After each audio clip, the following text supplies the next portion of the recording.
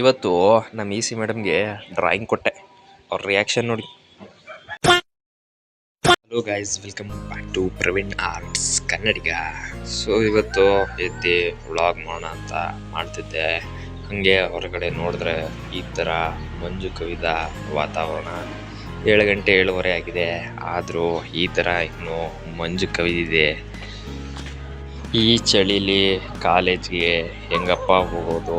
ಅದು ಸೈಕಲ್ಲಿ ಮುಂದೆ ಬರೋ ಗಾಡಿಗಳು ಕಾಣಿಸುತ್ತೋ ಕಾಣಿಸಲ್ವೋ? ಯಾವಾಗಲೂ ಬಚ್ಚಲ ಮನೆ ಇದ್ದಂಗೆ ಇರ್ತದೆ.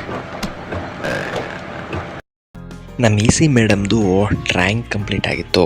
ಅದನ್ನು ಬ್ಯಾಗ್ಗೆ ಪ್ಯಾಕ್ ಮಾಡಿಕೊಂಡು ನಾನು ಹೊರಟೆ ಕಾಲೇಜಿಗೆ ಹೊರಡೋಷ್ಟರಲ್ಲಿ ಇ ಸಿ ಮೇಡಮ್ ಡ್ರಾಯಿಂಗ್ ಹೇಗೆ ಬರದೆ ನೋಡ್ಕೊಂಬನ್ನಿ. ಸುಮಾರು ಜನ ಅನ್ಕೋಬಹುದು, ಏನ್ ಗುರು ಯೂಟ್ಯೂಬ್ ಅಲ್ಲಿ ಒಂದು ವಿಡಿಯೋ ಮಾಡಿದ್ರೆ 1.5 ಲಕ್ಷ ಕೊಡ್ತಾರಂತೆ, ನಾನು ಯೂಟ್ಯೂಬರ್ ಆಗ್ಬಿಡ್ತೀನಿ ಅಂತ. ಆತರ ಹೇಳೋರ್ಗೆ ಇದ್ರ ಹಿಂದ್ಗಡೆ ಹಾಕಿದಂತ 3 ವರ್ಷದ ಎಫರ್ಟ್ ಕಾಣೋದಿಲ್ಲ. ಇದಕ್ಕೊಂದು ಪ್ರಾಪರ್ ಎಕ್ಸಾಂಪಲ್ ಕೊಡ್ತೀನಿ ನೋಡಿ. ಒಬ್ಬ ಆರ್ಟಿಸ್ಟ್ ಇರ್ತಾನೆ, ಅವನ ಕೆಲಸ ಏನು ಅಂದ್ರೆ 10 ನಿಮಿಷದಲ್ಲಿ ಒಬ್ರದ್ದು ಚಿತ್ರ ಬಿಡಿಸ್ಕೊಡೋದು. ಅದಕ್ಕೆ ಅವನು 5,000 ರೂಪಾಯಿ ಚಾರ್ಜ್ ಮಾಡ್ತಾ ಇರ್ತಾನಂತೆ. ನೋಡಿದವರೆಲ್ಲ ಅವನ್ನ ಜಡ್ಜ್ ಮಾಡಕ್ ಶುರು ಮಾಡ್ಬಿಡ್ತಾರೆ. ಏನ್ ಗುರು ನೀನು ಬರೀ 10 ನಿಮಿಷದ ಕೆಲ್ಸಕ್ಕೆ 5,000 ಕೇಳ್ತಿದ್ಯಲ್ಲ, ಮೋಸ ಅಲ್ವಾ ಇದು ಅಂತ. ಅವಾಗ ಆರ್ಟಿಸ್ಟ್ ಹೇಳ್ತಾನಂತೆ, ನೀವು ಬರೀ ನಾನು 10 ನಿಮಿಷದಲ್ಲಿ ಚಿತ್ರ ಬಿಡಿಸ್ತಾ ಇರೋದನ್ನ ನೋಡಿದೀರಾ, ಆದ್ರೆ 4 ಕವರ್ ಹಿಡಿಯುವಂತ ಕೆಲಸನ ನಾನು ಬರೀ 10 ನಿಮಿಷದಲ್ಲಿ ಮಾಡಕ್ಕೋಸ್ಕರ 20 ವರ್ಷ ಪ್ರಾಕ್ಟೀಸ್ ಮಾಡಿದ್ದೀನಿ. ಅದು ನಿಮ್ ಕಣ್ಣು ಕಾಣಿಸ್ತಾ ಇಲ್ಲ.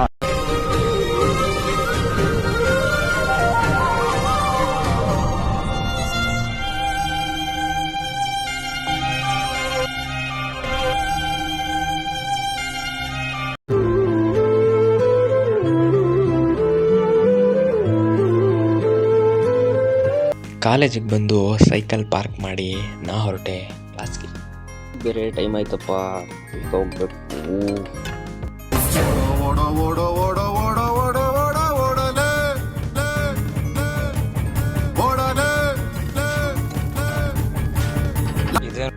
ನನ್ನ ಫ್ರೆಂಡ್ಸ್ಗೆ ಡ್ರಾಯಿಂಗ್ ತೋರಿಸ್ದೆ, ಅವ್ರ ರಿಯಾಕ್ಷನ್ ನೋಡಿ.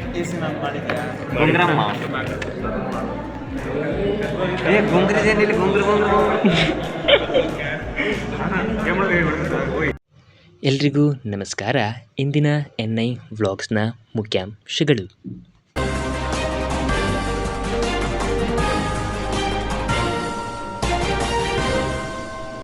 ಇಂದಿನ NI ವ್ಲಾಗ್ಸ್ನಲ್ಲಿ ಇ ಸಿ ಮೇಡಮ್ ಅವರ ಡ್ರಾಯಿಂಗನ್ನು ಕೊಡೋದಕ್ಕೆ ಹೋಗ್ತಾ ಇದ್ದೀವಿ. ಅವರ ರಿಯಾಕ್ಷನ್ ಹೇಗಿರುತ್ತೆ ನೋಡೋಣ ಬನ್ನಿ.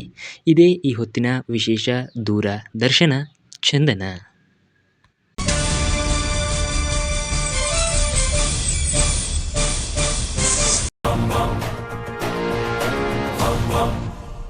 ಯೋ ಬರ್ಕೋಯ, ಪೇಪರ್ ಮುಂದಗಡೆ ಬರ್ಕೋ. ಬೆಂಗಳೂರು ನಂದು, ಇನ್ಮೇಲೆ ಕರ್ನಾಟಕ.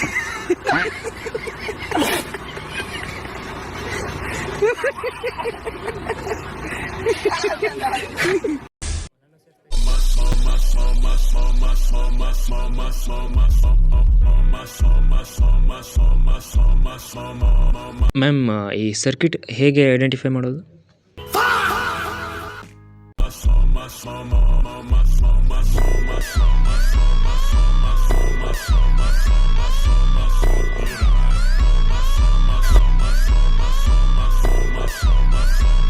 ಅದಾದಮೇಲೆ ಕ್ಲಾಸಲ್ಲಿ ಒಂದು ಕ್ವಿಝ್ ಇತ್ತು, ಅದನ್ನು ಅಟೆಂಡ್ ಮಾಡ್ತೇವೆ.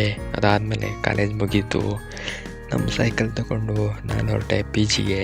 ಮಧ್ಯಾಹ್ನ ಊಟಕ್ಕೆ ಬಾಕ್ಸ್ ತಂದಿರಲಿಲ್ಲ, ಅದಕ್ಕೆ ಹೋದೆ ಹೋಟೆಲ್ಗೆ. ಊಟ ಕಟ್ಟಿಸ್ಕೊಂಡು ನಾನು ವಾಪಸ್ ಬಂದೆ ನಮ್ಮ ಪಿ ಜಿಗೆ. ಸೈಕಲ್ನ ಪಿ ಜಿಲಿ ಪಾರ್ಕ್ ಮಾಡಿ ನಾವು ಹೊರಟ್ವಿ ನಮ್ಮ ರೂಮ್ಗೆ.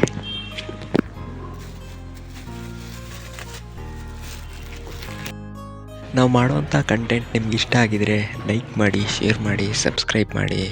ಮುಂದಿನ ವೀಡಿಯೋದಲ್ಲಿ ಸಿಗ್ತೀನಿ. ಅಲ್ಲಿವರೆಗೆ ಬಾಯ್.